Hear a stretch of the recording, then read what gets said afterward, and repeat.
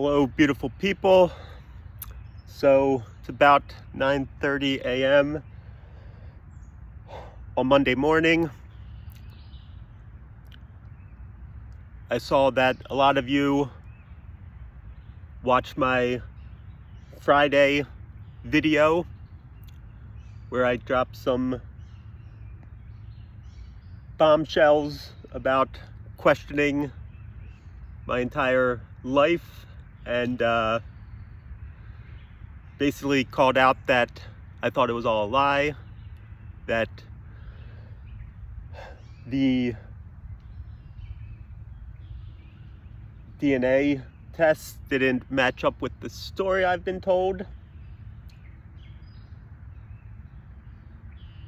amongst telling you guys how I've been divinely guided by Ra.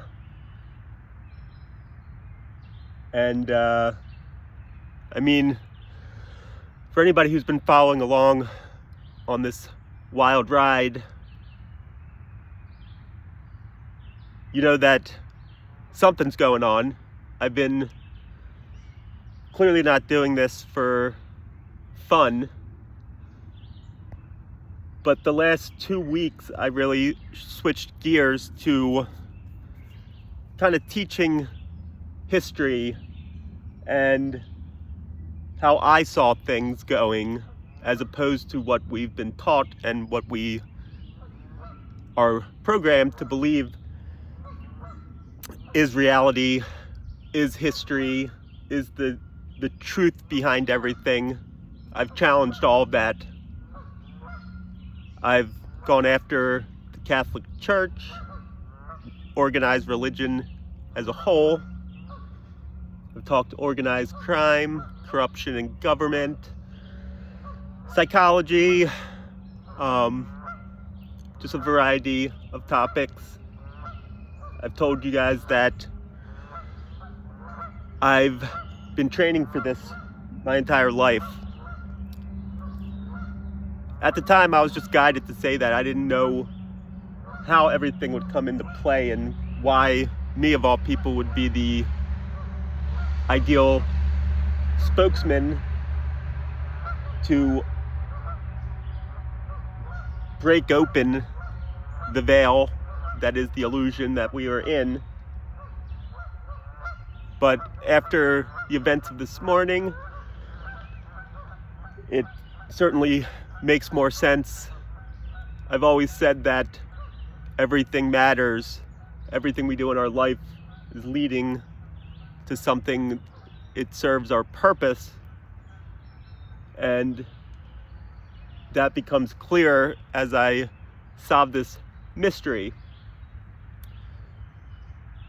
So I've even mentioned about conspiracy theories and how that's used like tinfoil hat, like people are losing their minds, they're going crazy. But that's exactly what they want you to think, because really conspiracy theories end up being hidden truths. My entire life, I've had the ability to see through the fake systems, the fake stories that the Catholic Church and other organized religions are using to make money, basically conspiring with each other in a bigger plot. That's a hidden truth. That's not a conspiracy theory. The theory ends up being true. So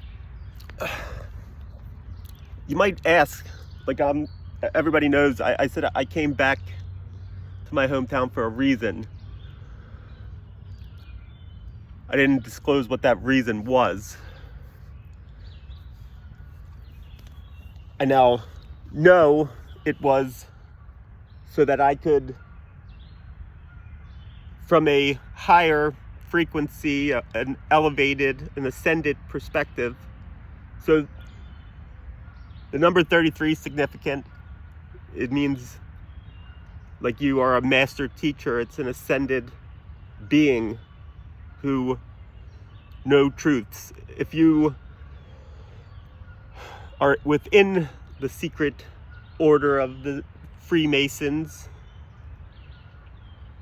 You know the significance of that number. You're supposed to be like the most powerful, best of the best. Well, those people have been basically attacking me and placing spells and curses over my life, trying to keep me asleep and from ascending to that point. I've always had natural gifts from when I was young, and I talked Friday about the GATE program and how they would test kids at school, and the kids who would have special gifts, they would give fluoride to. Fluoride, the side effect they don't tell you, it's not for your teeth, it's to make us forget. It calcifies the pineal gland, which blocks the third eye chakra. So basically they cut you off from the spiritual nature of this existence. The natural gifts that we have, the connection we have with the rest of the universe gets taken away from us. So we are basically imprisoned in this false matrix, this illusion. I'm not the first person to speak on things like this, but I may be the first to, in real time, show you how it all works, and in real time solve his own mystery and expose exactly the sinister plot that is going on a broad, wide-scale basis. How I've lived in the Truman Show my entire life. People surrounding me, places, things I thought were my own feelings, actually not at all me operating myself, but being victim of these ancient spells and things that they keep us from remembering, specifically so they can use against us. You would think, if there's no weight to anything I say, questioning my entire life, the lineage that I come from, throughout this entire process, like, I've noted how strange it's been. I've talked about my deep understanding and study of psychology and human behavior. I know when people are being weird and lying and deceiving. So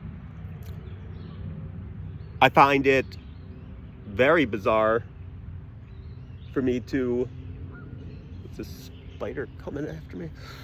Very bizarre to have said all of that. And let me just make one thing clear. Nothing happens. I could stub my toe and somebody knows about it. That's been my life. No matter what I do, somebody seemingly knows about it. And they will,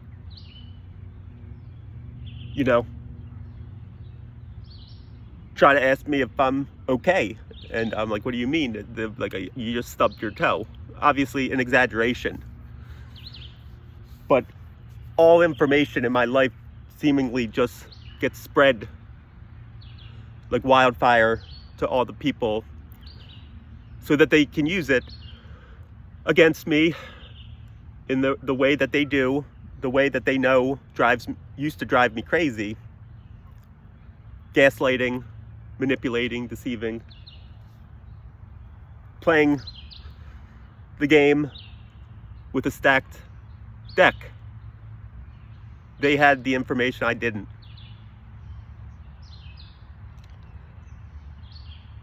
So I posted a painting I did right before I got institutionalized. Natural Mystic, Bob Marley song. That's what I ended up naming the painting. I'm not going to go too deep into detail here because I have a lot to cover, but basically, like, I didn't know it at the time, but it was filled with literally, that's the second spider that it has tried to come at me. Bloodsuckers. Where was I? Oh yeah, the painting. So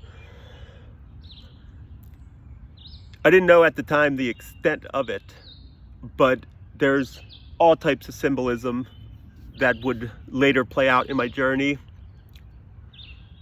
Submarine that's underwater with the periscope looking out onto the dark area is now symbolizing, Big Brother. Funny enough, when I moved back here to my parents' house, because I was run out of Florida and from being with my daughter,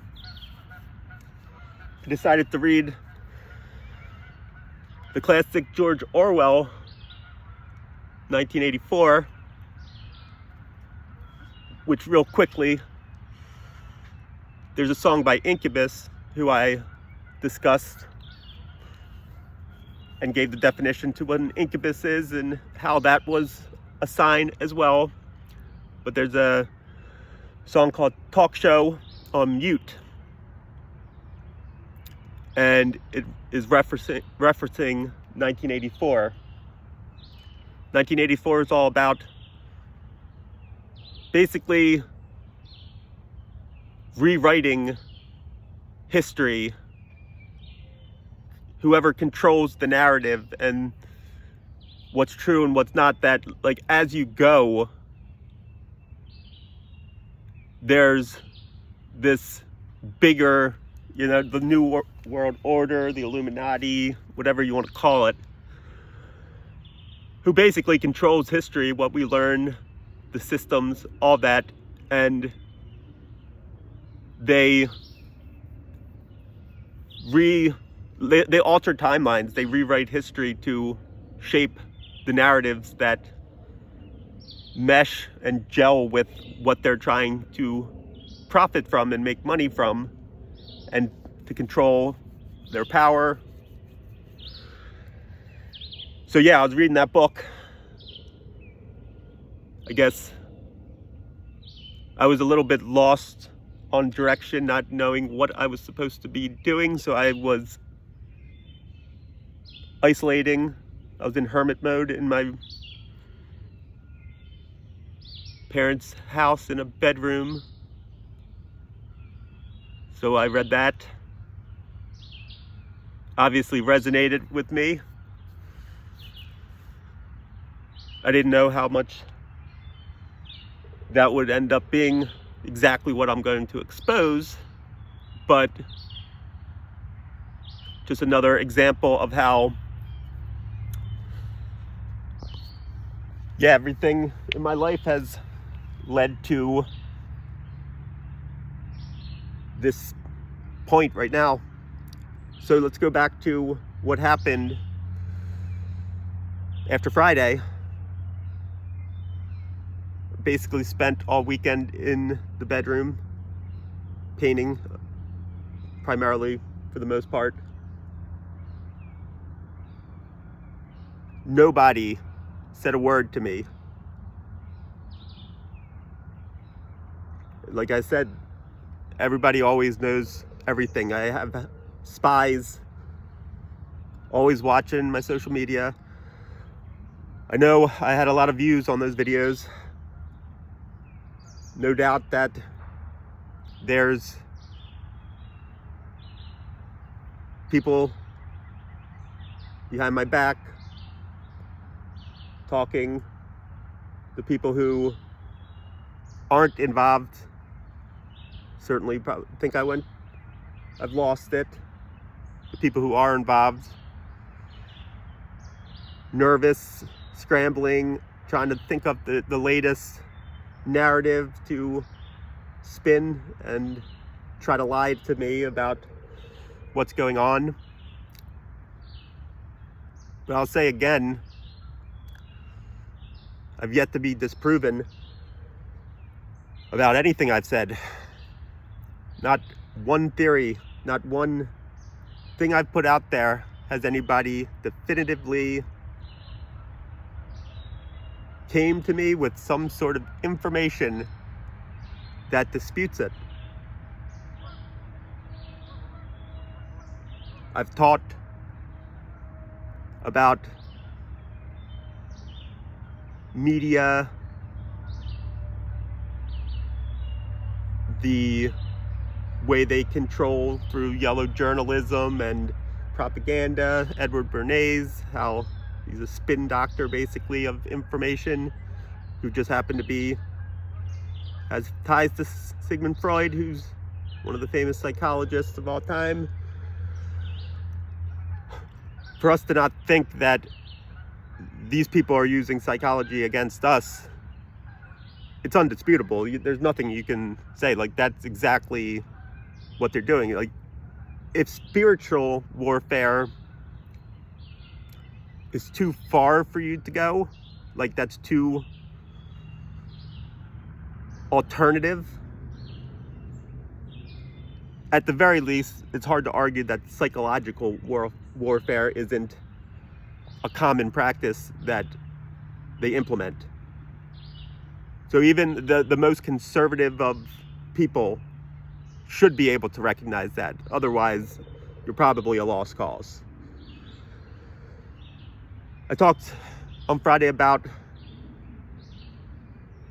and other times about, like weather manipulation and mineral rights and oil.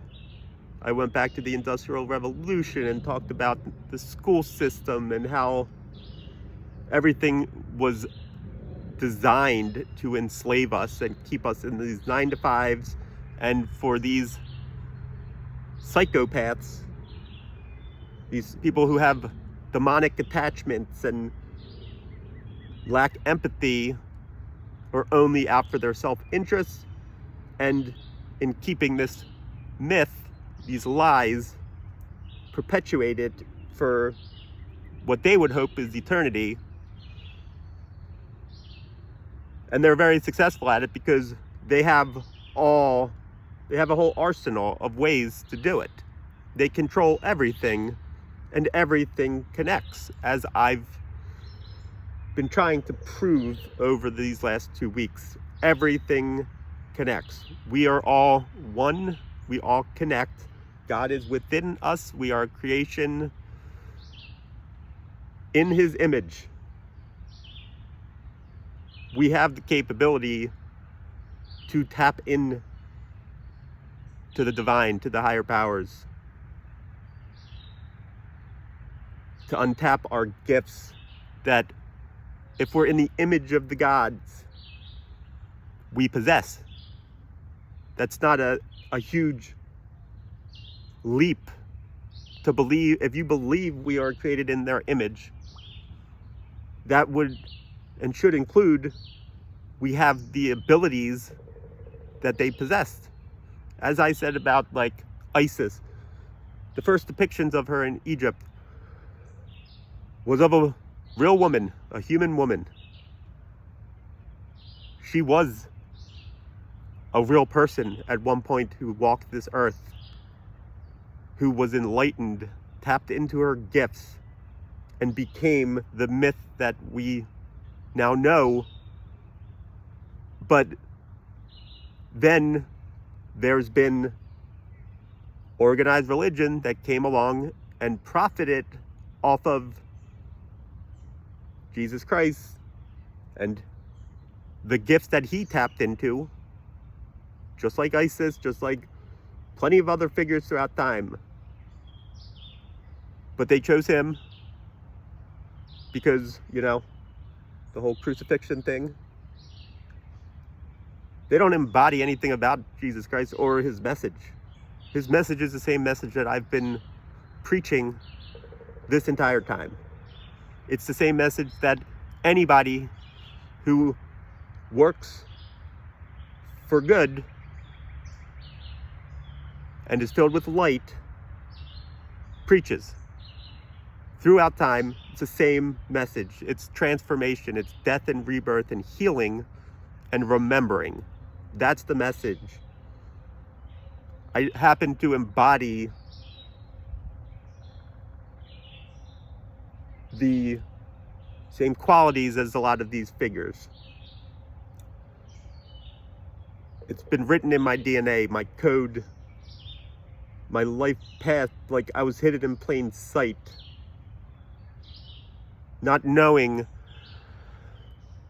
that I was being, on one hand, so the devil on my shoulder was spiritual warfare. It was the demonic bad people doing these things through their baneful magic and witchcraft. All the programming through media, the systems that we get placed in and have to deal with, all that stuff was the devil. Anything that I wanted to do, that I had interest in, were my angels. That's the simplest way I can put it. So there's been a few things throughout my life, little comments here and there, little feelings that just didn't sit right with me. But I was too deep in the program. I was just, you know, against the grain. I was being difficult. That's what I was told. I never rested on my morals. I was always ethical. I was never taking bribes. I've made mistakes, but overall, I was chosen for a reason. Like I said, Elliot Ness, like, I'm untouchable when it comes to, somebody's back there, comes to being able to, like, I am very principled. I stand on what I believe.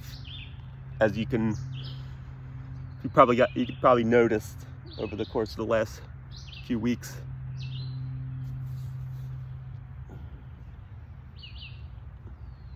I hear somebody walking back there.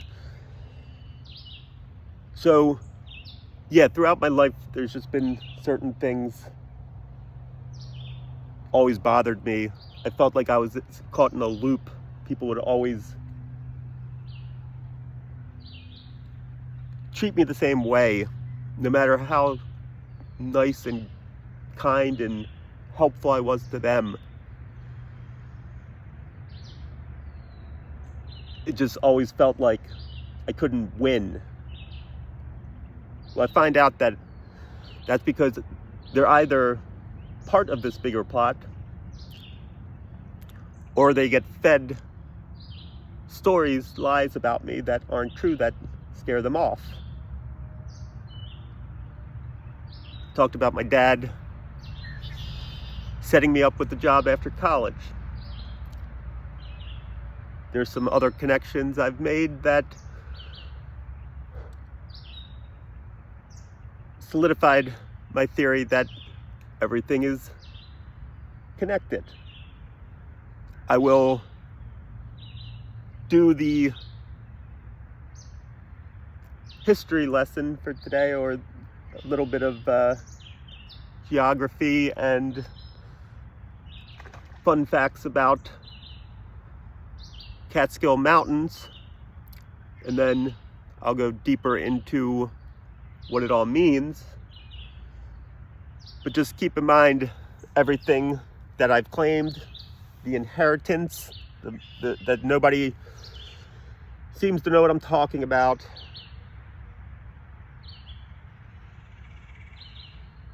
Remember, also I posted,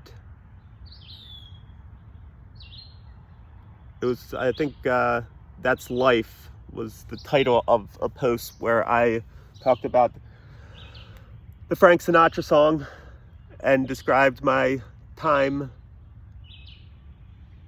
at the nursing home with my Aunt Barbara, who was going through Alzheimer's, so she was forgetting her memories. So that's my dad's sister and my Aunt Janice's sister. My Aunt Janice is my godmother. You might recall my godfather passed away when I was younger. I talked about him, as well as my grandmother and my sister's boyfriend all passing away. I was either 11 or 12. My grandmother was like my ultimate protector. I've talked about her several times. She had a sudden accident.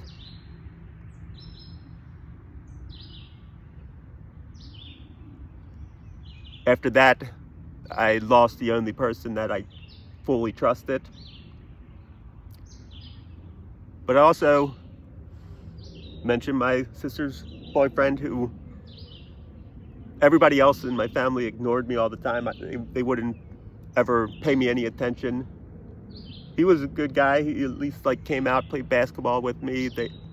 He would make sure I felt included, like even took me to his parents' house, and it was like Ewing, New Jersey, a couple times. Like he made me feel seen. That never did get that full story of what happened to him, but apparently he hung himself, was wrapped up in something. Like I said, never got the full story. I don't know whether or not this has anything to do with it, with my story, or if that is just a coincidence. I don't believe in coincidences. Then the third death that shook the foundation of an 11 or 12-year-old was my godfather. I said I wasn't particularly close to him, but still, your godfather, he's supposed to protect you. So there's at least significance to the title. He happened to be a Philadelphia cop. Sudden brain aneurysm is the story while he was in the shower. Let me just explain something about spiritual warfare. The stuff that these people know how to do. I've very openly spoken about them performing death spells and suicide spells. I even talked about the 27 Club, where I theorized that I think there's more than just a random coincidence that they all died at 27. I think all of this stuff is hidden in plain sight. We never question it. But anyway, my godfather, Philadelphia cop, just like my ex-wife's entire family, her aunt, her uncle, all, like, the list goes on. They're basically a family of cops. Her cousin is now a cop. People that she calls basically like her cousin are cops. There's Philadelphia cops all throughout her family who just happen to live within walking distance, just a few hundred feet from my Aunt Janice and my Aunt Barbara. It's another connection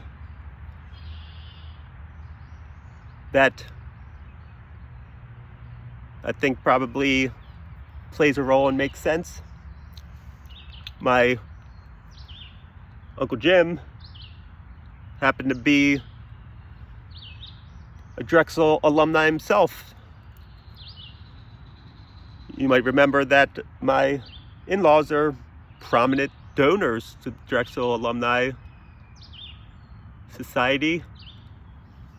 My Uncle Jim did pretty well for himself, and I believe he is a donor to the Drexel Alumni Society. So it is odd to me that he wouldn't at least know of them, their name or whatever, if that's a networking organization and they are, I mean, they're multimillionaires. That's pretty prominent. No mention of that ever. There's always been certain things about certain people in my family that a spidey sense told me couldn't fully trust them. Well, my dad's been, I mean, he's the master, I guess, because he's fooled everybody. I didn't see it until what made me question him is his seemingly,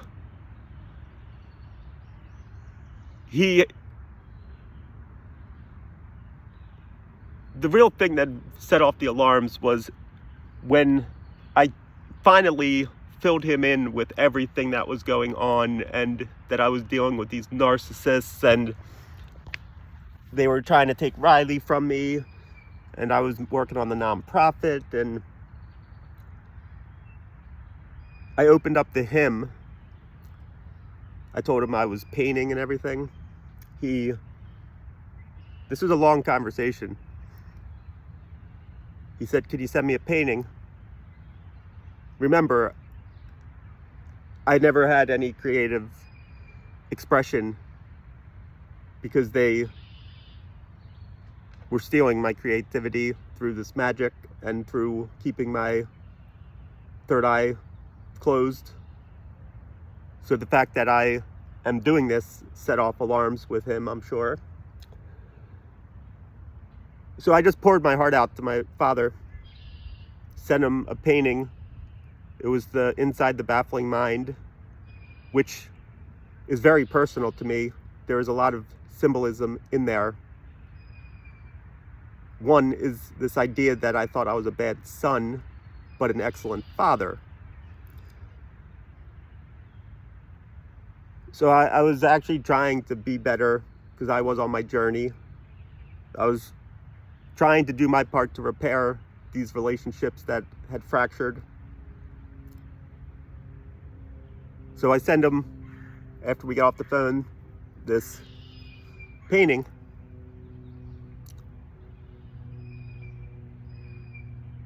Not a peep. Didn't say a word to me. So when I came back here, I find it very odd and bizarre that these people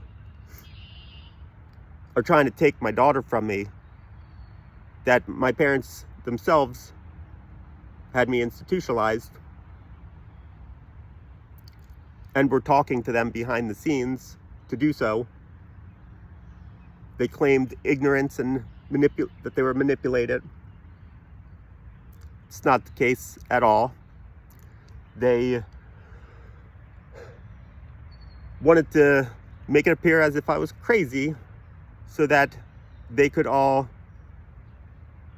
divide up my inheritance, which just so happens to be property worth a significant amount of money that I believe has been in operation and generating income probably most of my life.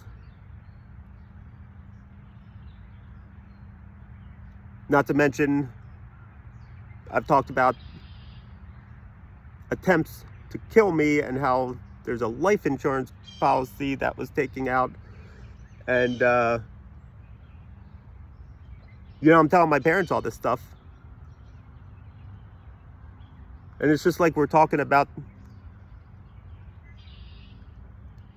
what I did last Wednesday. Like, they have no concept that me and my daughter are in danger and they're trying to take her from me. And yeah, I clearly was like, well, I can't rely on them for help, because either there's something they're not telling me, or they're just that blind and ignorant to what's clearly going on at this point. Well, it turns out that they weren't concerned about not being with Riley, because probably if after they did whatever happened to me, all these people were connected all along. I'll come back to that. Let me just do the quick lesson for today. Yeah, I talked about 1984 already. So yeah, there's like basically the rise and fall of empires, the discovery of new lands, evolution of technology. It's all been manipulated and controlled for a very long time.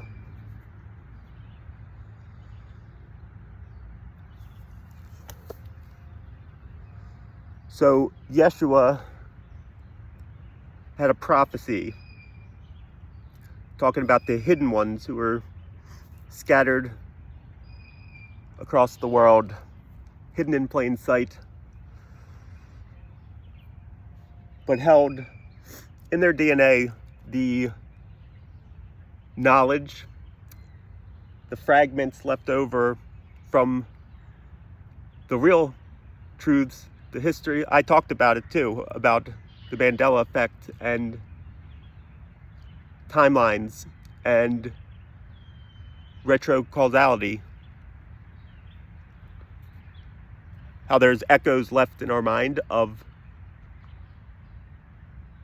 things that have been changed and erased. Fragments.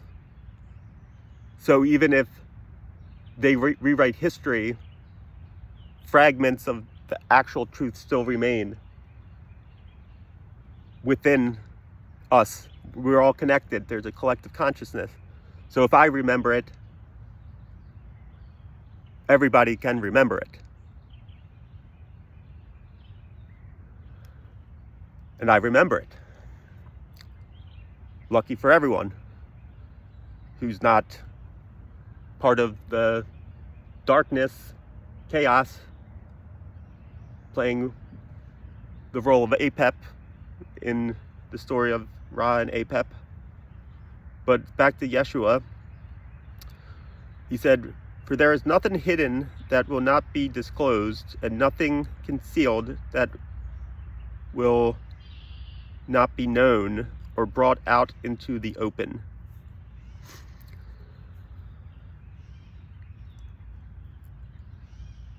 So they were talking about the ability to step outside of the boundary of time as we know it on the 3D, which I've talked about creating this spider web and going into the future and back into the past, and from the 3D to the 5D. Time doesn't exist in the 5D.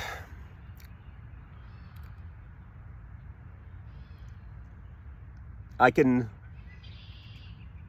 basically go in any direction, the compass, any direction, and know the true intentions of the universe, of God, the divine. So even if they rewrite it, it's never lost. Similar to speaking directly to the people involved in this. Even if you deleted these things off of your devices, you think you covered your bases, nothing's ever lost. Everything that is forgotten or lost or concealed can be brought back and found.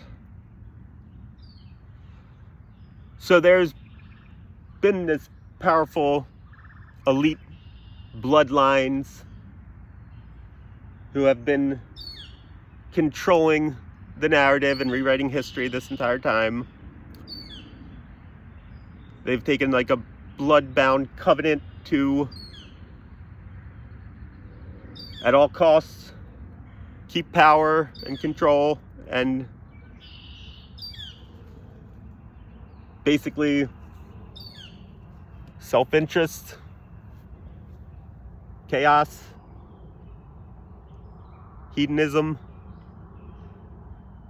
the devil, satanic worship stuff. But they will sell it as pop culture, as the Catholic Church, as, you know, pretty much everything that isn't this nature, what we were meant, how we were meant to live. Technology isn't inherently bad. It's what it's used for. It's still the humans. Money isn't inherently the root of all people, all evil. It's still people. The human behavior and the giving into this dark side, and believe me, I have it in me.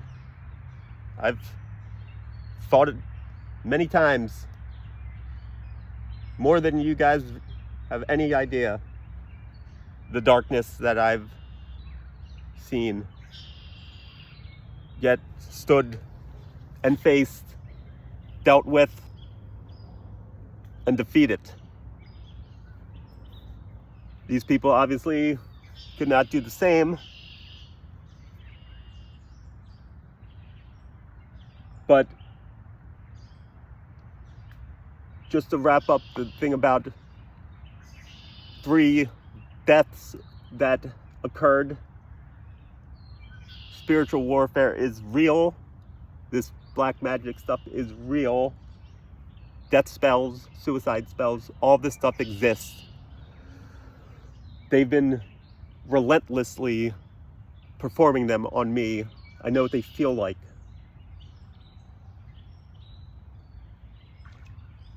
So I question the timing of those events. Other freak accidents that have occurred to stop me from being happy and advancing in my career. My boss Maureen fell off a ladder, almost died herself, severe back injury, just as I was rising up through the profession. She was my mentor. I don't believe in coincidences, but back to Yeshua. He said, beware of false prophets who come to you in sheep's clothing, but inside, you guys see the wind? They like this one. But inside are ravenous wolves. He warned not only of humans being something we need to be wary of, but also the entire systems that are in place. He said it was a kingdom built on illusion. This is a prophecy. It hadn't happened yet, but he's prophesizing would be the direction that he said teaching held truth, stressing the importance of when you gain knowledge or wisdom, it's meant to be shared, it's meant to be taught, which, whether it's uncomfortable truth or not, that's what I do. I speak the truth, and nobody's been able to prove that I haven't yet. I don't need to keep repeating that. I haven't made a dime, not a single dime, in over 2 years.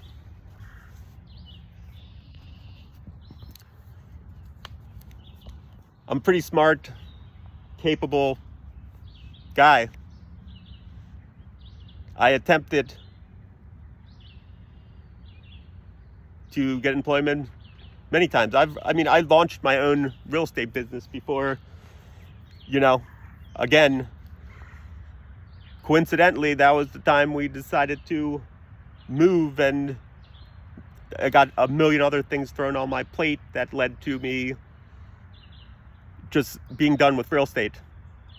But then I was going to go into programming, and I noticed that everything I tried to do, every boundary I tried to set, it was like people were preventing me from succeeding in life. Then I get into all the crypto scams and other business opportunities that ended up being scams.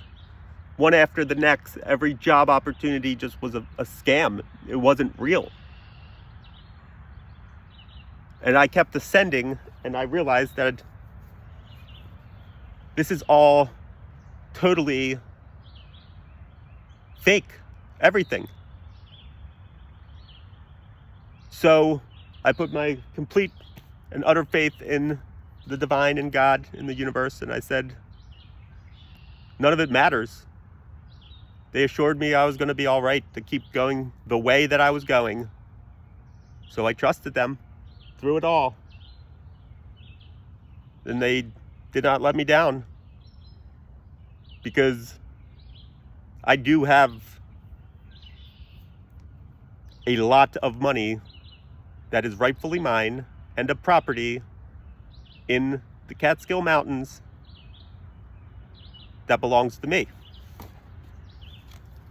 So let me continue with a few more things, and then I will explain a little further. So, yeah, basically there's like a library of secrets that all these uber wealthy, influential people control. I talked about Bohemian Grove, and there's no countries or democracy or capitalism or fascism. Like, it's all just the same thing dressed in different clothing. It's about the people who are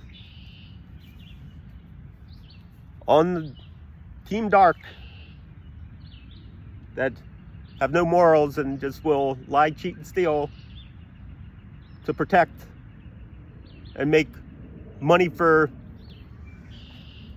these bloodlines that go back generations and generations that have been just manipulating everything.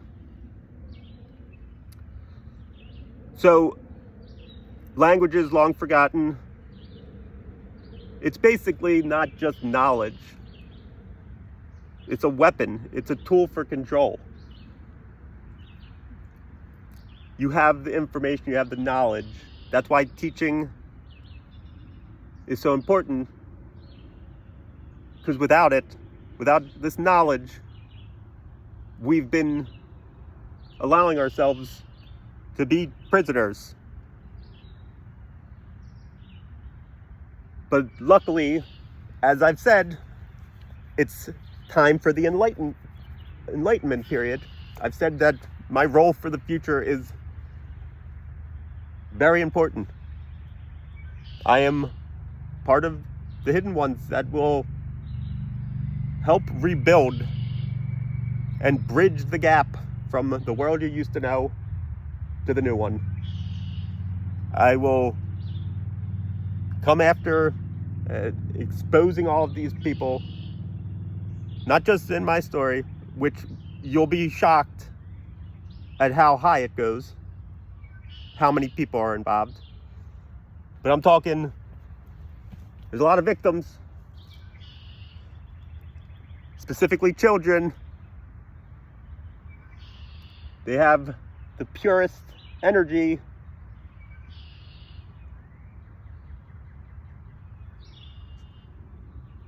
All the things that were wrong with me as a kid, it's because many people were draining me, literally like vampires, feasting off of my energy, my creativity.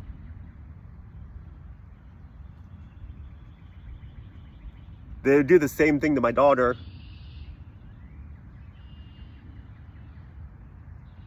I'm pretty sure that she's protected because of me right now, and she's also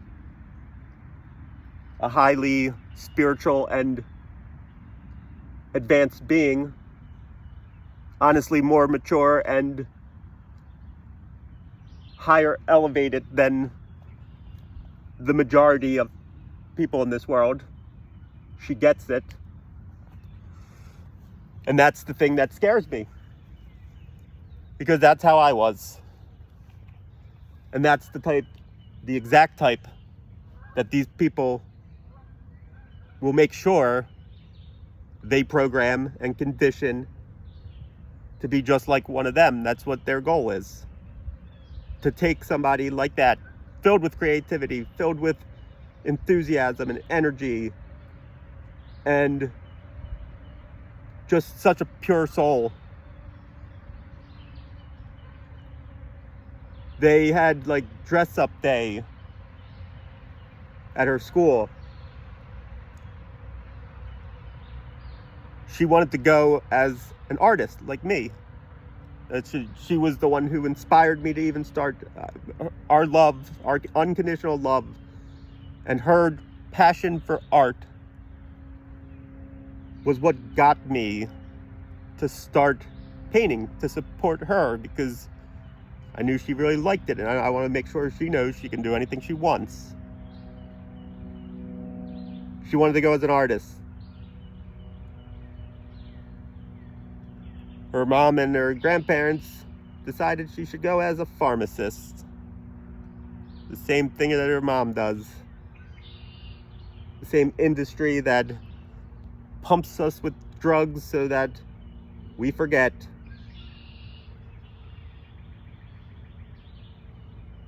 That's the game. They want me out of the way so that they can have control of my daughter. They tried to sacrifice me so they could take my money and my inheritance. Not to mention they've already made plenty of money off of me for stealing my energy and creativity and things that I would have accomplished my entire life. They already robbed me of that. But I'm talking real physical money and land and a house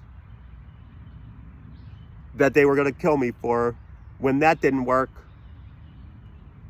they institutionalized me. That was why they institutionalized me. So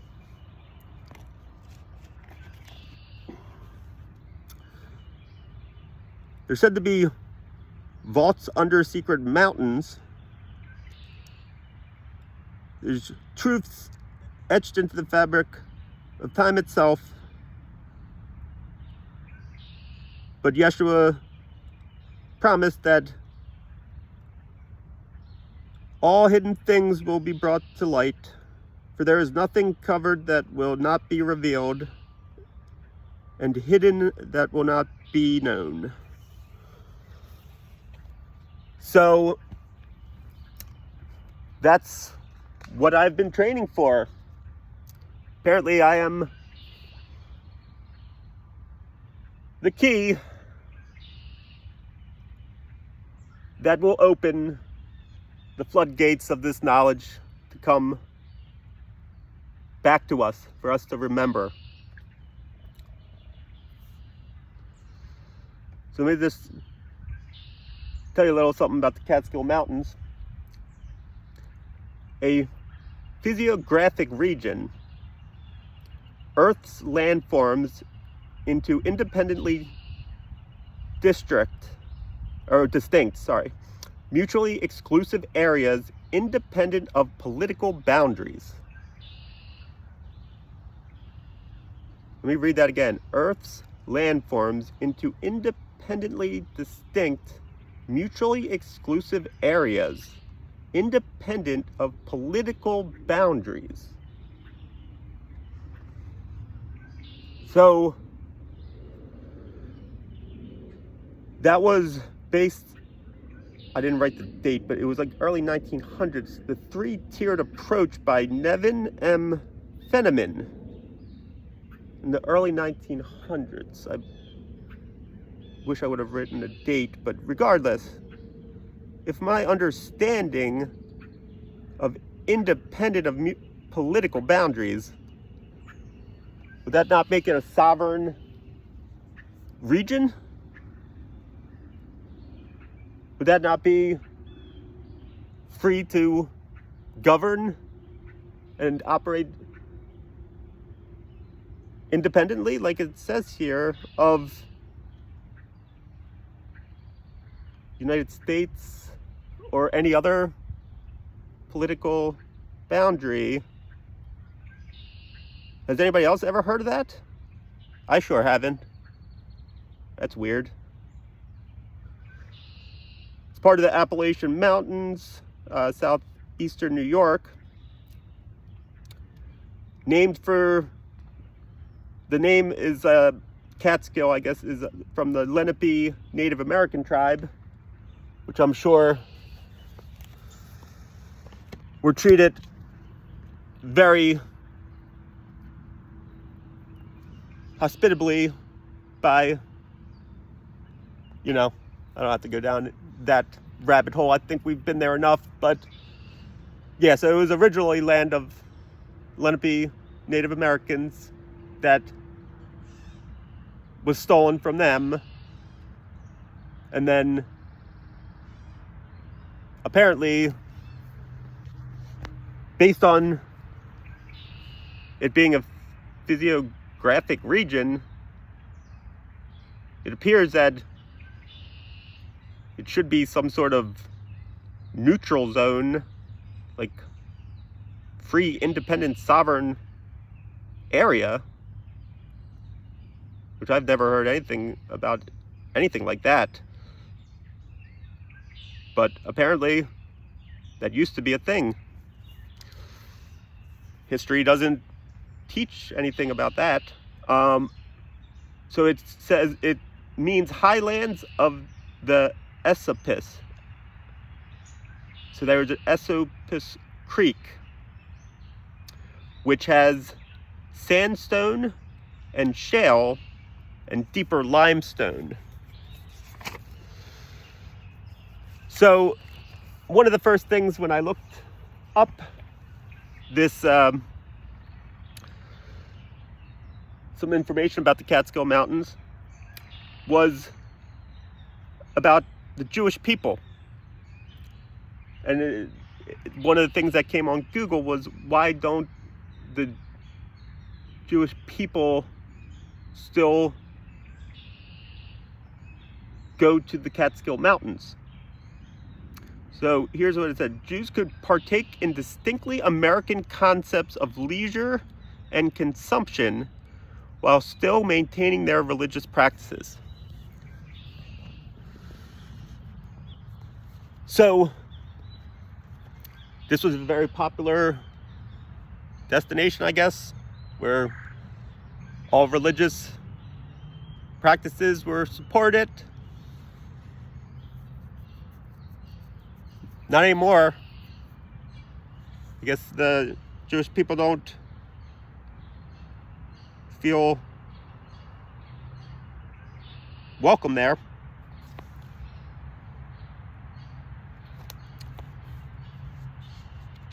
I guess that's just a coincidence, no?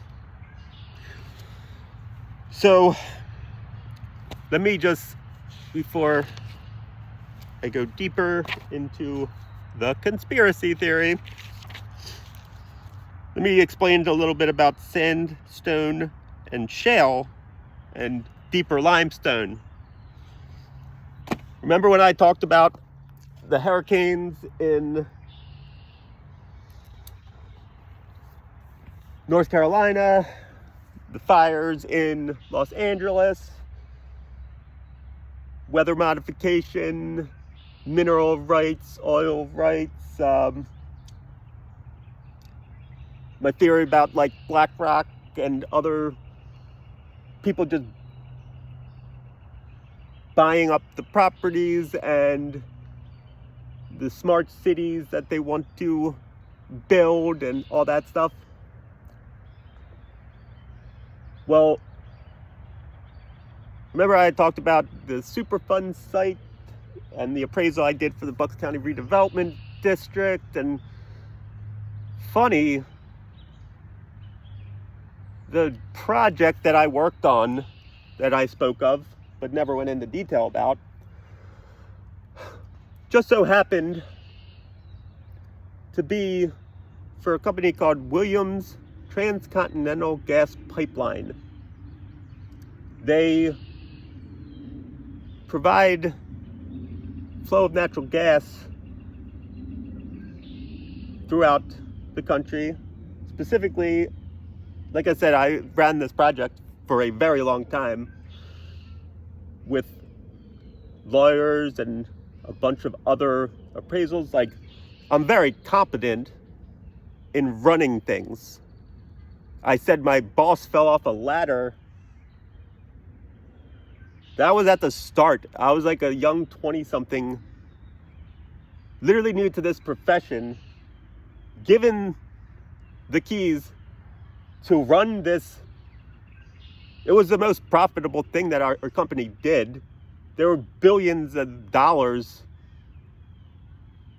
on the other side that was being made. Like, I learned all there is about eminent domain, subsurface rights, fracking, horizontal fracking and drilling,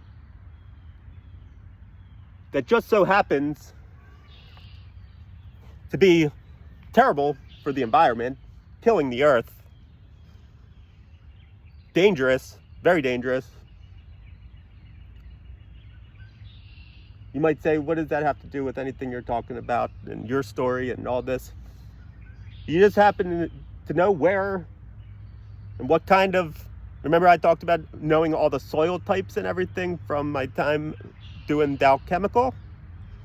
Not only do I know soil types, but since I worked on a project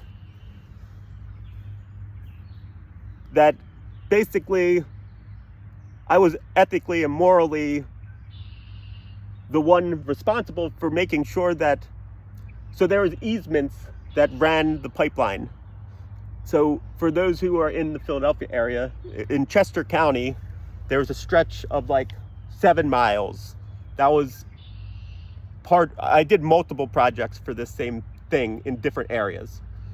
But the one in Chester was probably the biggest and most relatable. There was like 300 or something properties affected. So these pipelines had been in place since like the 1950s.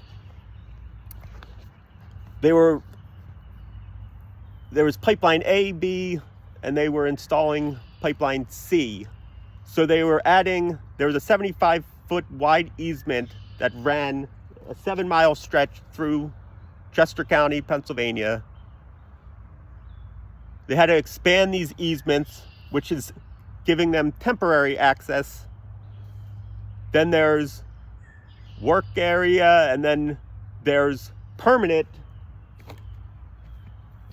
land that they had to take, like eminent domain. And then there was also just compensation for anything that had to be destroyed in that process.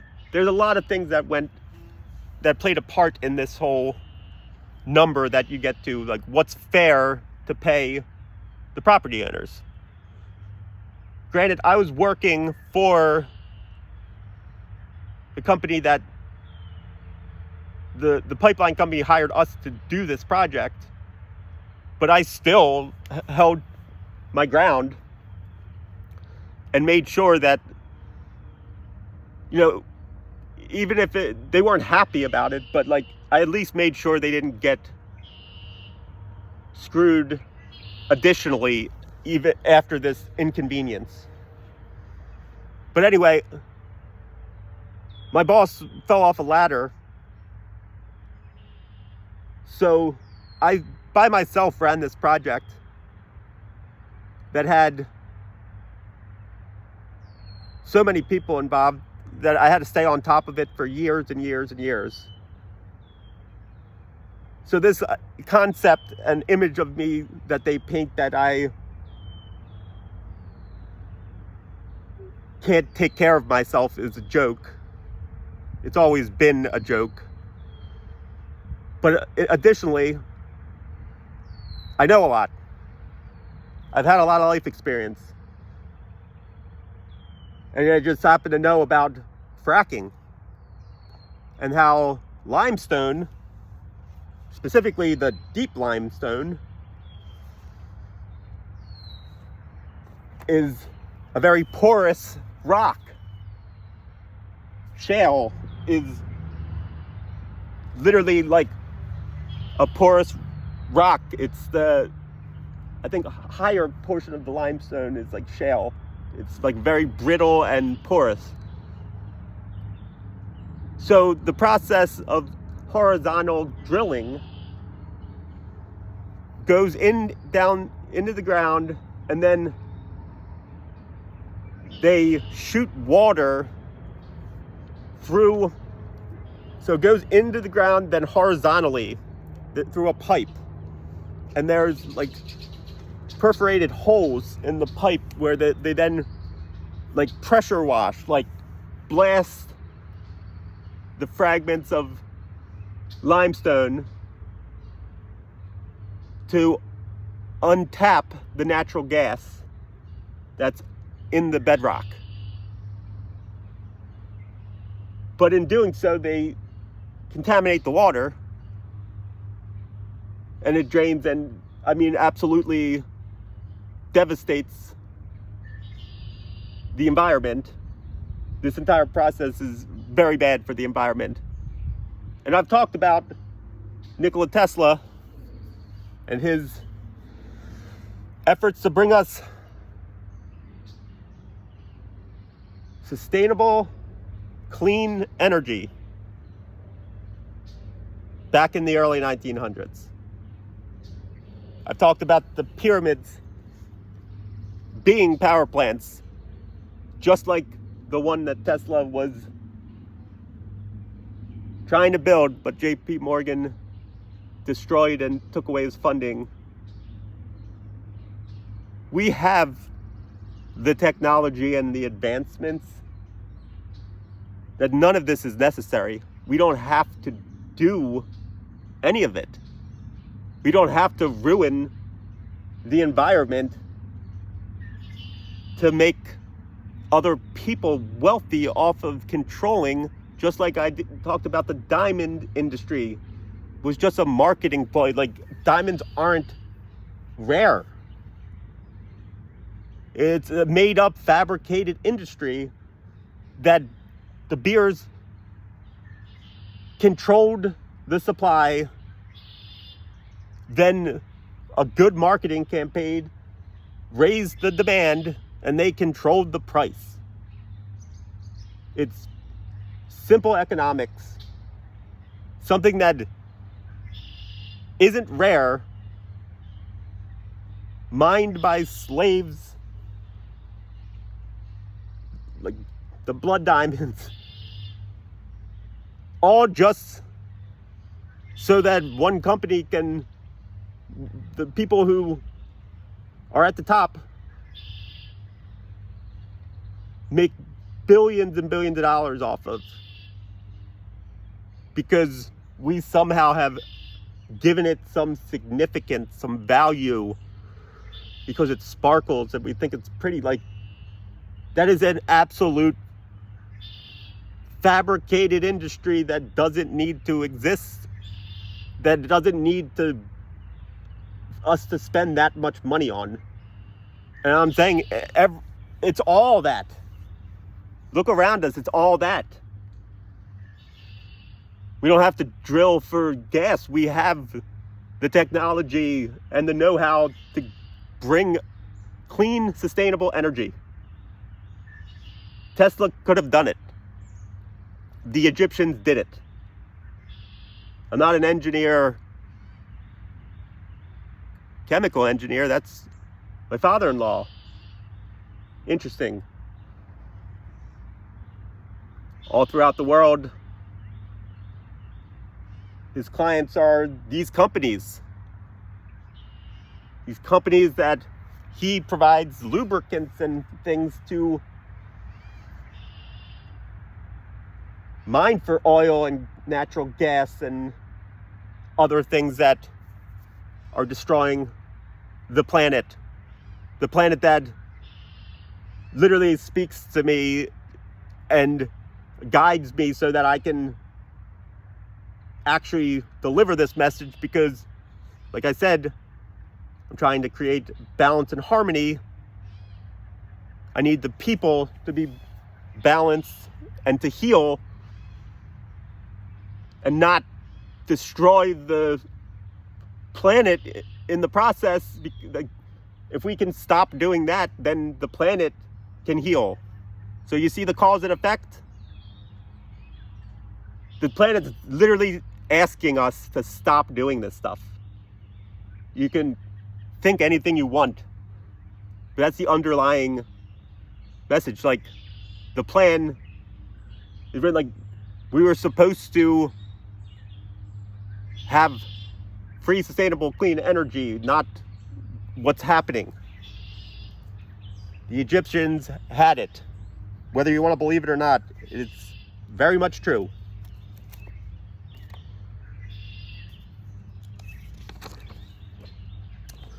So, my theory is,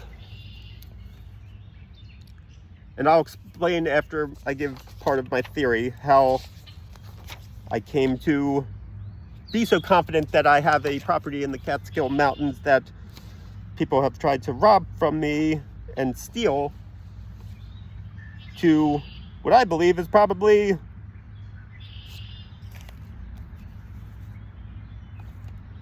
the subsurface rights. I mean, obviously, I don't know how big this property is. I don't know the name of the property or even who the owner was, like the real names and things. I'll give you my entire theory. But yeah, to me, the initial thing I went to was, if this is a large property with shale and limestone, and my father-in-law is involved, and I think the conspiracy goes higher, and maybe there's subsurface rights. And that's what I had talked about with the LA fires, and I talked about the smart city for LA, but I talked about the mineral rights for North Carolina. Like, that was a weather modification so that they could destroy that region and mine it. That was what I believed. So I immediately said that's the same thing that they're probably doing all over the country, acquiring, stealing people's properties and land so that they can, whatever the resource that they're mining for, just whether it's diamonds or oil or gas or anything else, that's what's happening. They're buying up, or not even buying, they're stealing. The insurance companies just all of a sudden don't insure property owners, and then all of a sudden their home gets destroyed, and then who swoops in to get it? The same companies, the BlackRocks, the Vanguards. Like, it's happening. These things are happening. I believe that's probably part of this. But even if it's not, even if it's just this resort home that everybody wanted and there's a lot of money, and from my understanding it's probably pretty large and probably pretty nice, and there's probably a lot of money in this. Whether my theory about the fracking and the mineral or the subsurface rights plays a part or not, there's more bigger pieces to the story. So I told you about my Aunt Barbara and how she had Alzheimer's. She was at the nursing home, and I went and visited her a bunch. She had a bunch of books there. So they were cleaning out her stuff. My mom said, do you want any of these? I looked through them all. Bunch of, like, you know, nonfiction, suspense, like all this stuff. Like, they were just, none of them really caught my eye, except Dictionary of British History. So I said to my mom, I'll actually take the British history book. So she brought it up to my room a few days ago, put it on my desk. I've been really busy painting, like in the zone, just flowing. I woke up this morning, I just got the sudden urge. Oh, let me just say, my niece, randomly out of the blue, all of a sudden is taking a trip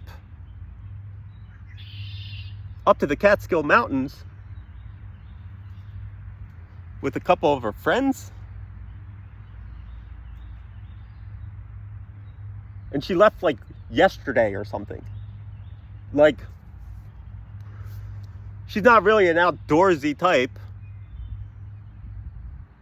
I don't know who these friends are that she's going up there with.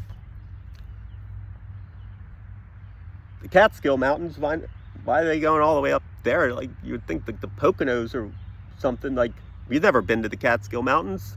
At least I don't think so.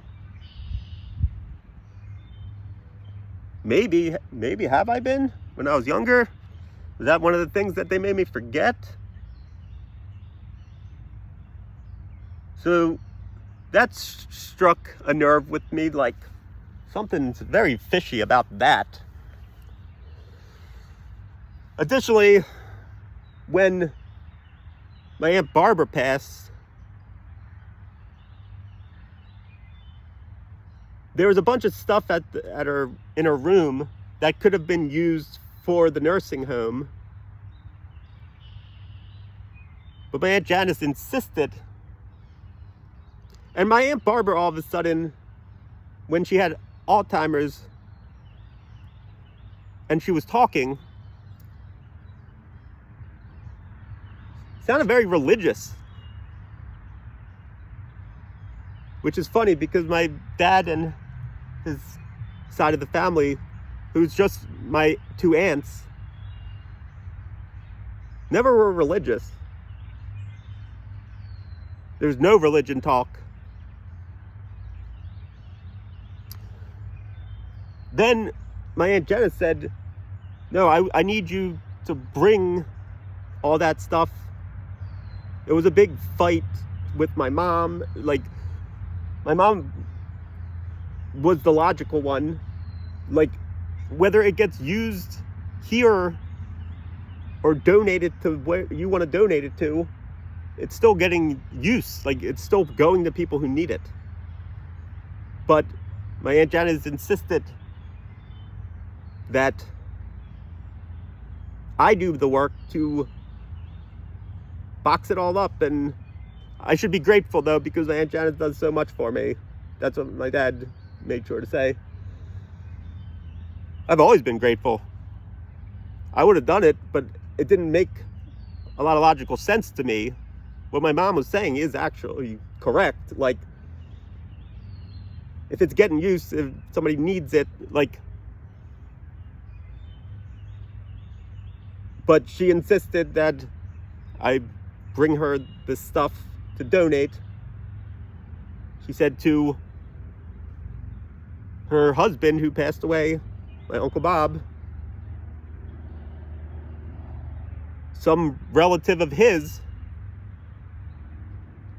is very charitable, runs a charitable organization that is better. It's better than everything else. I've never heard of any charitable organizations or Catholic charitable organizations. Like, they weren't Catholic, so I was told. They're supposed to be Presbyterian or whatever, but not practicing. So, where's this Catholic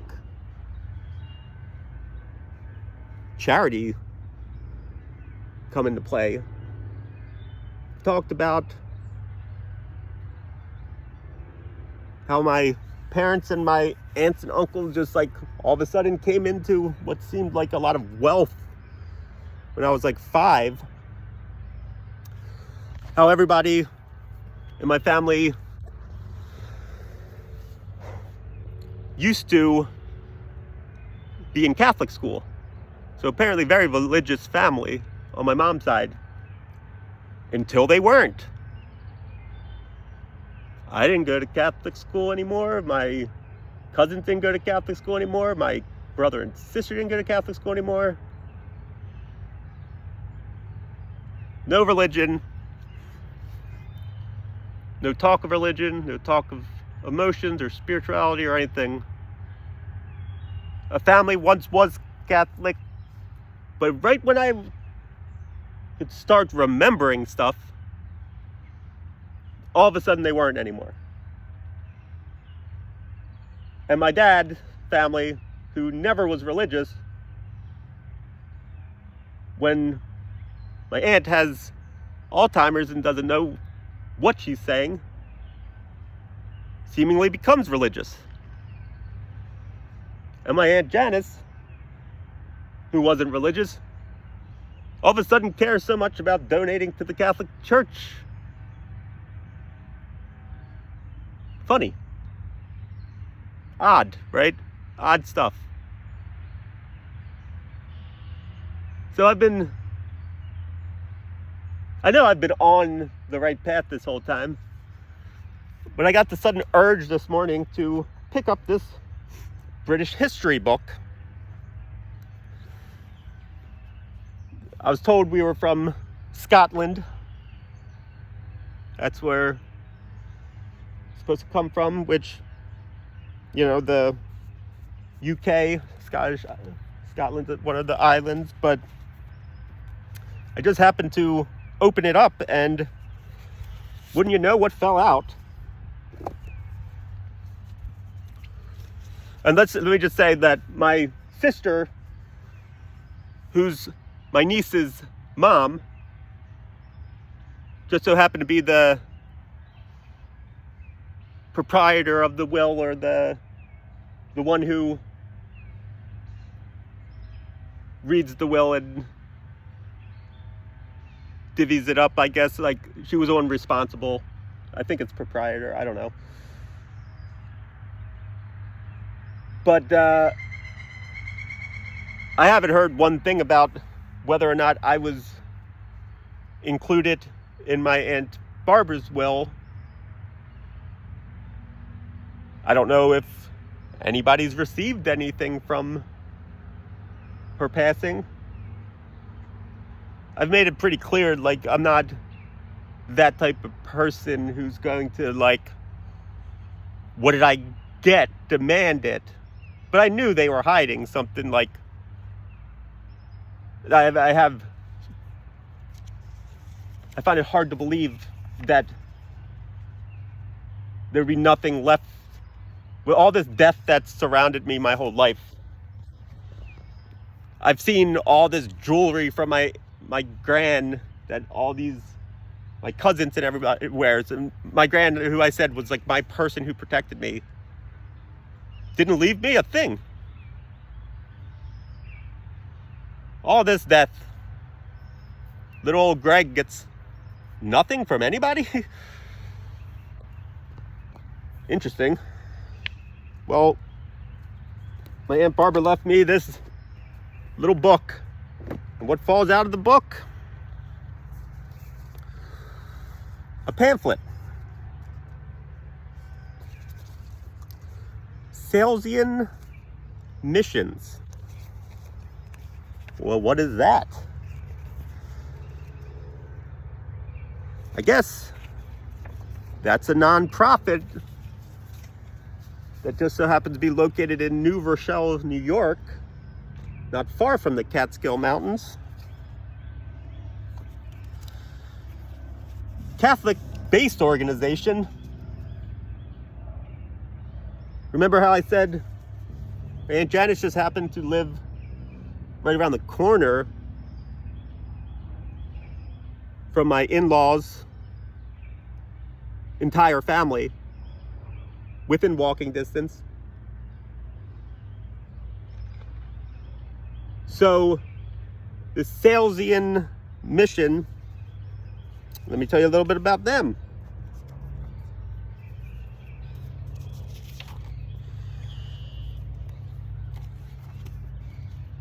So it's 2 LaFleur Lane in New Rochelle, New York. This mission statement for this charity, nonprofit, giving hope to millions of youth around the globe. How sweet. Good people. The Catholic Church. 30,000 priests, brothers, and sisters. Founded by Don Bosco. 130 countries. Africa, Asia, Middle East, Oceania, North America, South America, Central America, Europe, Caribbean. The Salesian Society was founded in 1859. They had night schools, trade schools, and oratories, which are meeting places, Just so happens that there's two schools, Father Judge and Northeast Catholic High School, just so happens to be two schools in the Northeast that there's also Archbishop Ryan, which all these people that I know, another Catholic school, all these friends of mine, my friend Kerrigan and his dad, who I worked for in high school, his brother went to Judge. He was from the neighborhood my dad grew up.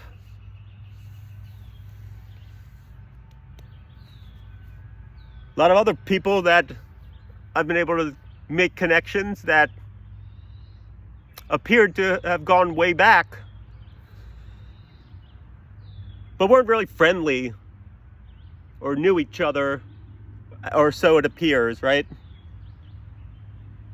Well, I think that's all one big lie, one big illusion. My thinking is that they all know each other, that the Salesian Missions basically is a cult, a Catholic Church cult, because let's be real, the Catholic Church is not the true story. What they believe is not true. They are money making, selling a product like diamonds, like natural gas, all these other things we don't actually need. They're selling the place of worship that we must go to. That's a lie. I'm in nature, and you can connect with the divine or with God right from this bench that I'm sitting on. By yourself. That's when you actually do it, not with a group of people. It's all one big show.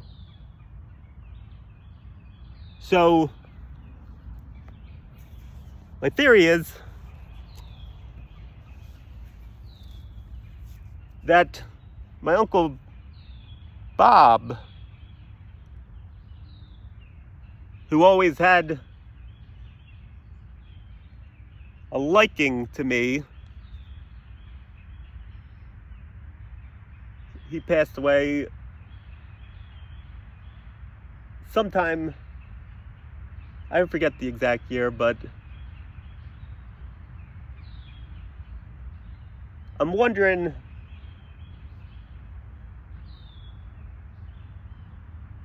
what's it all mean? Could he play a role in this? Since, my Aunt Janice said Uncle Bob had a relative and runs this charity. Sure sounds like the Salesian Missions. All this religion that came out of nowhere all of a sudden. My theory is that was supposed to be given to me when my Uncle Bob passed away. Because like I said, they don't have kids. My Aunt Janice and Uncle Bob don't have any children.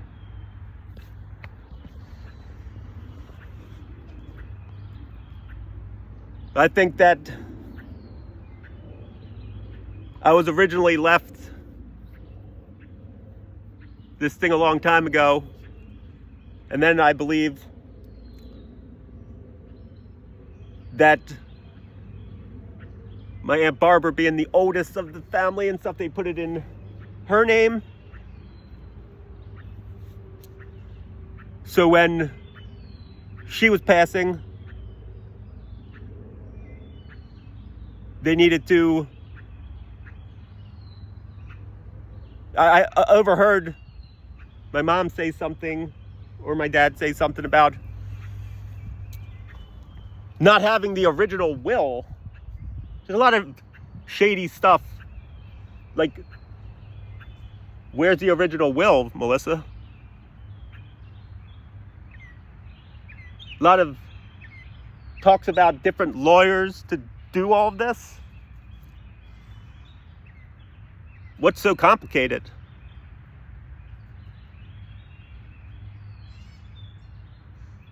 I'll take it a step further. Not only did my family, my wife's family, my entire life was a lie, first off. My wife's family and my family were connected long before all of it was set up.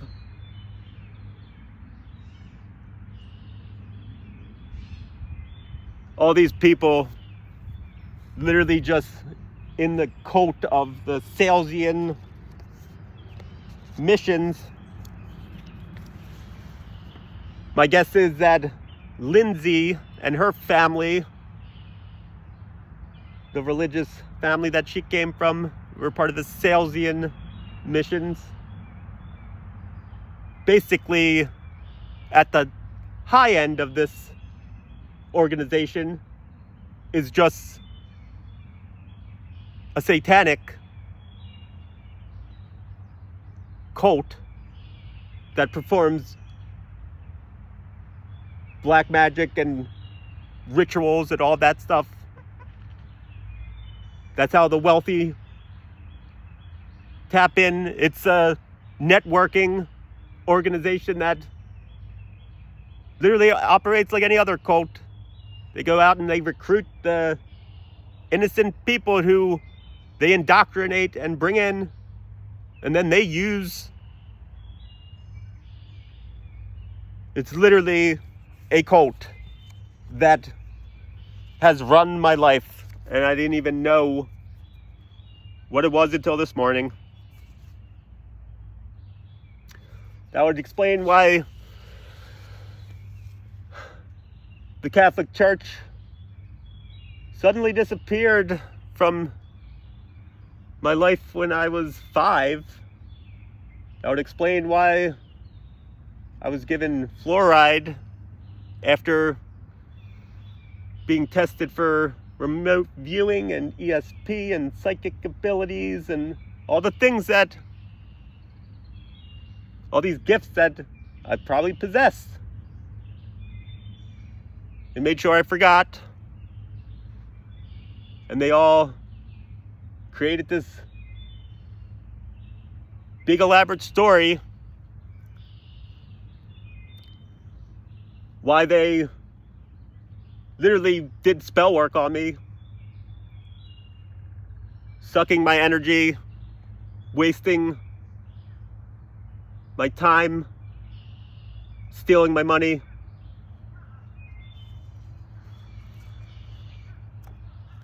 Then they tried to kill me to literally get something left for me. So people might ask, why would this thing be left for you?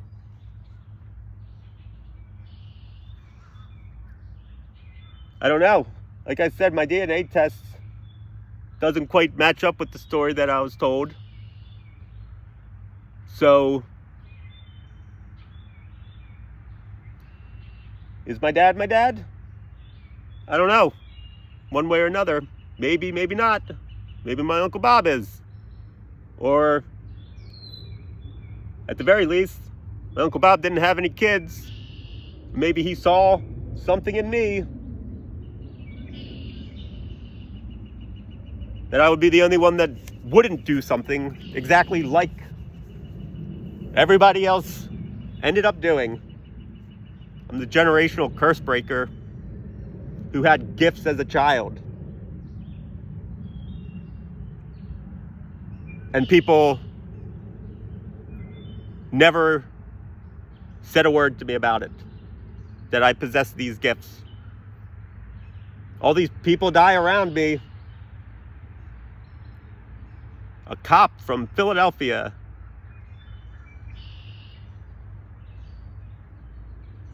Her whole family are cops, but nobody ever ever knew him.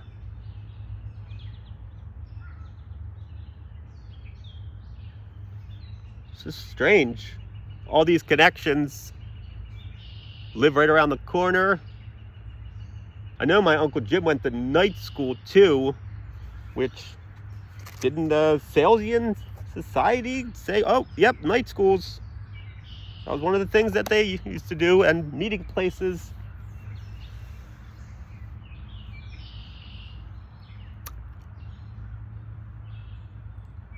My thought is that both my Uncle Jim and my dad were in this Salesian Society. Two young sisters, my mom and my aunt, got basically brought in to this society. I don't know if what the extent of their knowledge was at that time, or if they got basically kidnapped by this cult. But regardless, obviously everybody got indoctrinated at some point to believe it was okay to do all of this.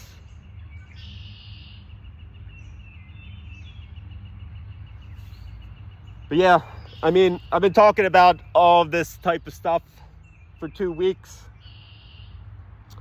None of it makes a whole lot of sense unless there's a lot more going on. Where did all the religion come from? Why is this Salesian missions, which, let me blow everybody's mind, probably a Ponzi scheme. They probably aren't on the up and up. Why would they be? It's all one big hoax and lie, everything that they sell. So yeah, I believe the Catholic Church. If it's not for the natural gas, remember when I said the Jewish people used to love going to the Catskill Mountains. They could freely participate in their religious practices. Well, that apparently changed. I wonder if the Salesian Society had anything to do with that. My guess is they 100% absolutely did. So, remember when I said about this potentially being a sovereign nation?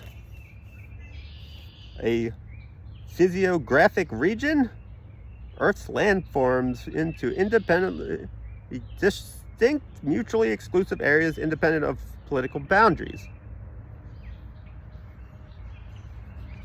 So is it possible that the Catholic Church wants this property?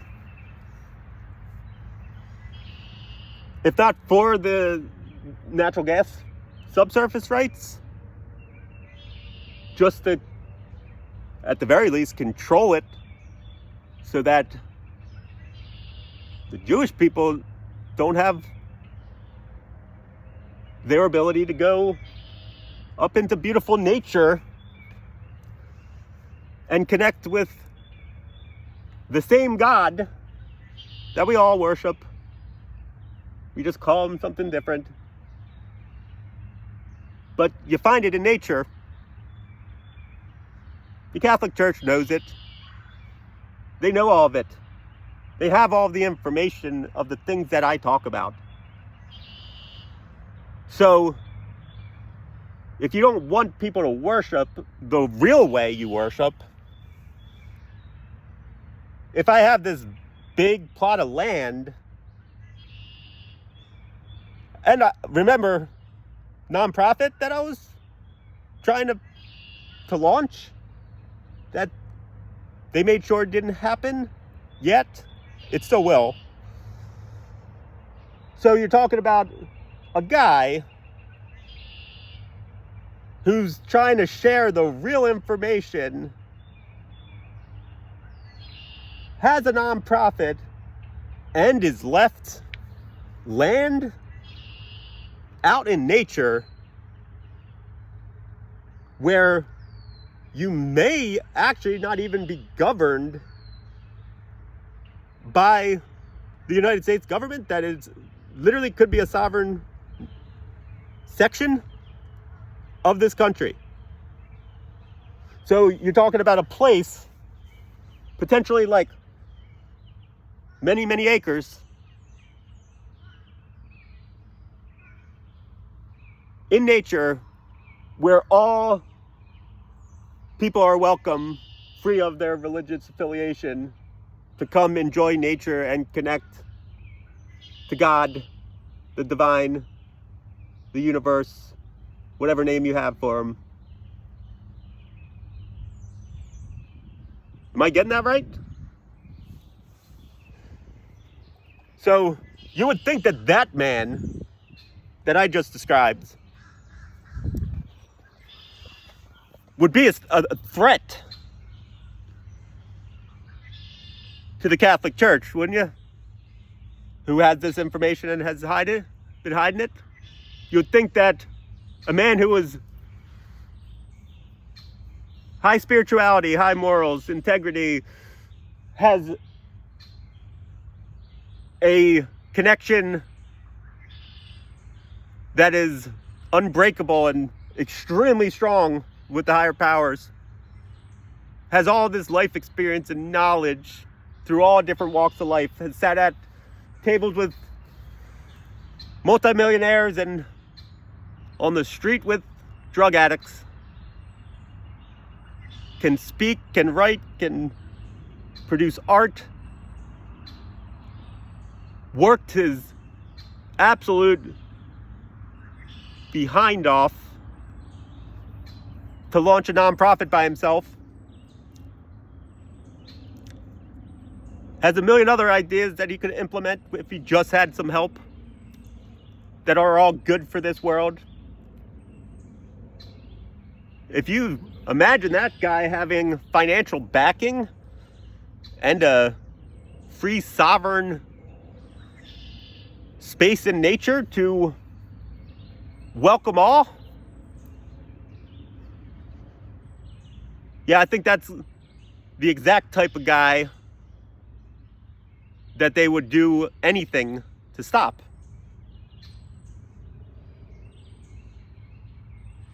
That's my deductive reasoning and pattern recognition.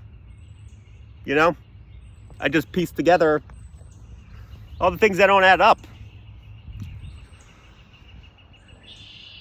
Catskill Mountains,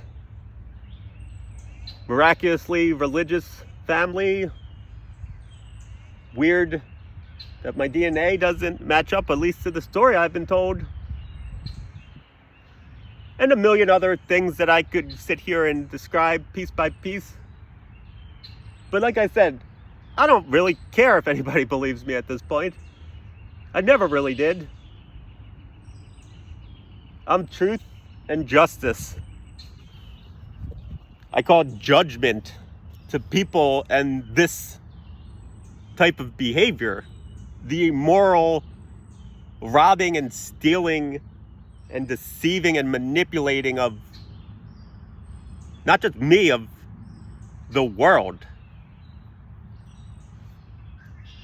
The time has come, we change it the way it's supposed to be. So me exposing this and my story coming out, that's your first peek behind the curtain of just how everything I said so far, yet to be disputed. I'm just doing the same thing as any other, like I'm going through the approach. I'm presenting all the facts, one by one. For the last 2 weeks I've done that. Things that have happened in the past that we have information actually occurred. Psychology, like the shadow side, the darkness that we possess, like there is a lot of evil in this world.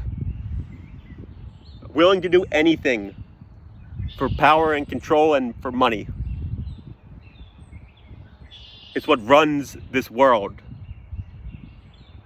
But that can change as soon as we wake up to that. I'm not crazy. I've never been crazy. This book and Salesian mission. Let's see what happens. I got a lot of questions for specifically my dad, my sister, my aunt. I think those three, I already know my ex-wife and her family, everything that they've done. But why I came back here is so that I could bring it all down. I needed to see if my hunch was more than just a hunch. And like always, it was. I told you my intuition is never wrong. The day that they tried to arrest me, my intuition wasn't wrong. Riley's intuition wasn't wrong. She trusted herself, I trusted myself. Their behavior was off. I already knew what they were up to before that. I can read people and situations. I pick up on what people say, and random weird trips to the Catskill Mountains that came out of nowhere. It's weird that nobody says a word to me about the things that I've been saying, especially after Friday. However, my niece goes on what appeared to be an emergency trip to the Catskill Mountains, and I just happened to find and open up. Intuition said, why don't you open up that British history book? Wouldn't you know what falls out? Salesian mission, New York. My aunt happens to have a non-profit that she wanted to donate to. No such thing as coincidences, guys. I've been saying it and saying it and saying it. A lot of people committed a lot of crimes against me and against a lot of people. There's no room in this world for this type of thing. For any of them who think I'm going to go easy on them because they're going to play on my heartstrings about a childhood that, newsflash guys, you tormented me. It wasn't a good childhood for me. It's literally traumatized. That's what I've been trying to work on and fix myself. I was pure and happy and gifted child that went through torment and agony, and somehow attempt after attempt to take my life, which just so happens that my parents were visiting us in Florida. One of the only times they've ever come down. The time that I got deathly sick when I was projectile vomiting. So I wonder if that was a coincidence.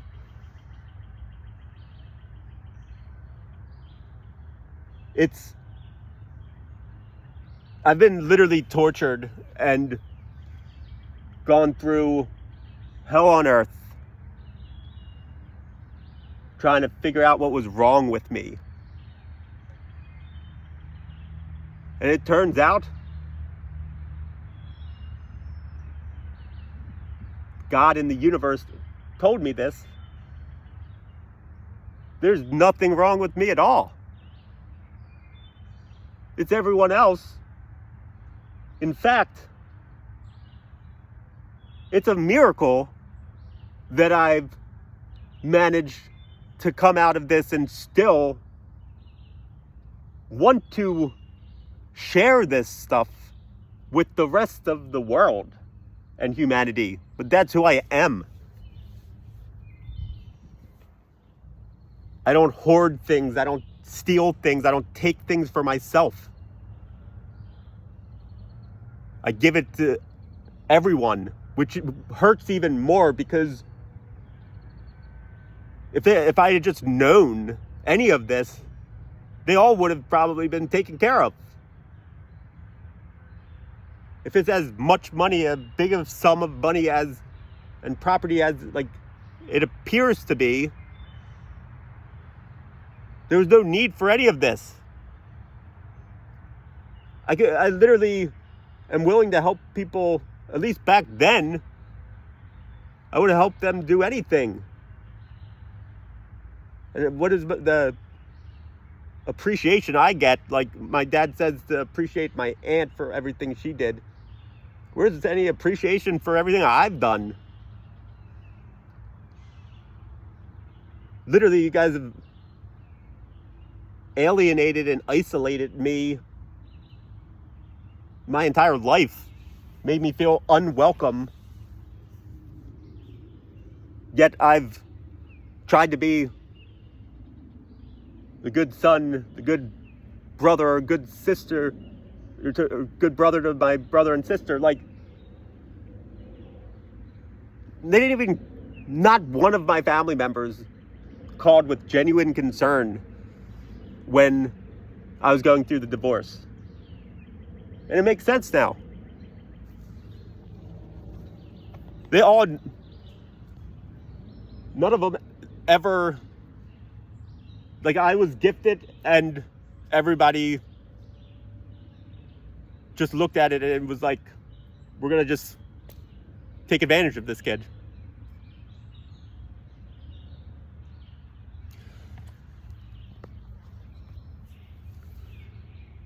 Yeah, I mean, there's not a lot else I need to say.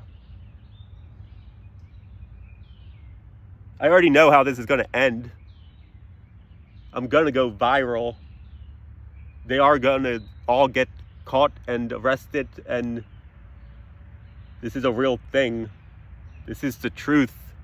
I've been talking about it and talking about it and talking about it. So,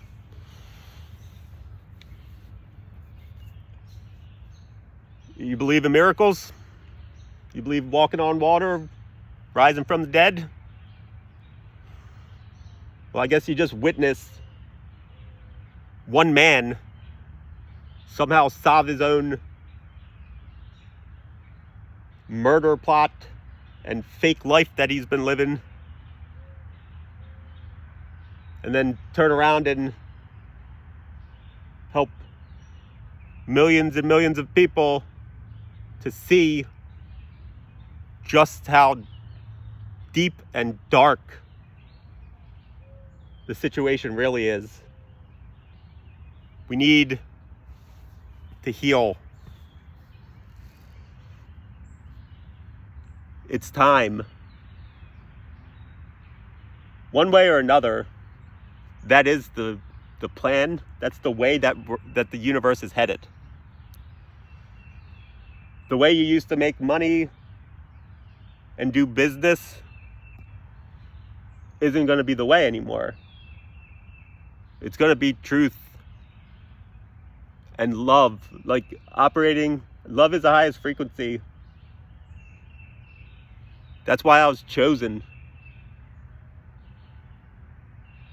Throughout all of this, everything that all these people have done to me. The years and years, even the days and minutes and hours of knowing something was off, knowing something was wrong, not even understanding spell work. Like, you guys, for those who watched the video when I said that I had finally gotten peace and balance, that's what it was. That was the day that the curse and the spell work no longer worked on me.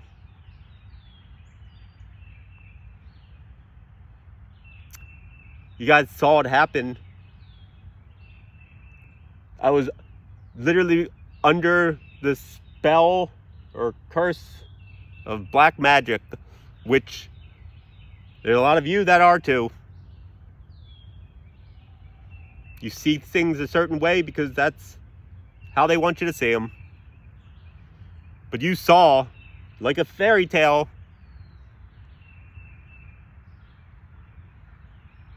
me all of a sudden seem to have lightened the burden that was on my back for 42 years.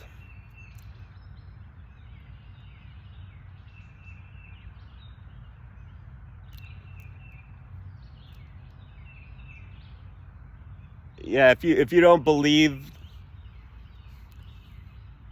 that any of this ties together, and you still believe that I'm crazy, there's only really one conclusion that I can come to. I guess two. Either you're one of the people that do these types of things and are immoral and involved in all this, or you're so programmed and deep in the matrix that I don't know if you'll ever get out. But either way, you're going to have a hard time adjusting to where we're going. So, yeah, I guess the time is nearing. I've risen. I know others are in the process of rising at the moment.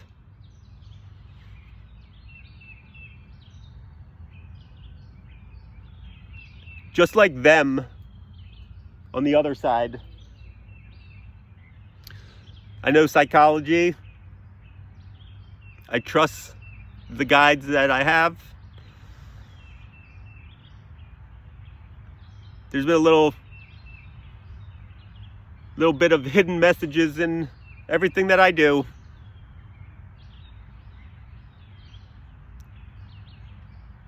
Things start, little seeds get planted in your head. Instead of all the hate, jealousy, envy that they love planting in your head, I've been planting seeds of love, light, hope, truth, justice in your head for the last year.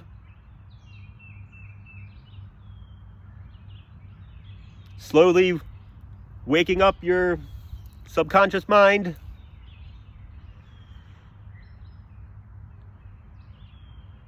That's how you break the spell. We gotta change how we think and how we treat each other and how we act, how we talk, what we do. Be the change you want to see in the world. It's a real thing. I changed, and it's going to make a huge difference. So, yeah, I know it was a long video, but we'll see what happens. Should be Should be wild. As I said too, I can feel energy. Like, I know when people are nervous. Oh, by the way, too, just remember the waterfall in that painting. I have a feeling that that'll come into play. All right. Hope everybody enjoyed the message. Love you all. Talk to you guys soon.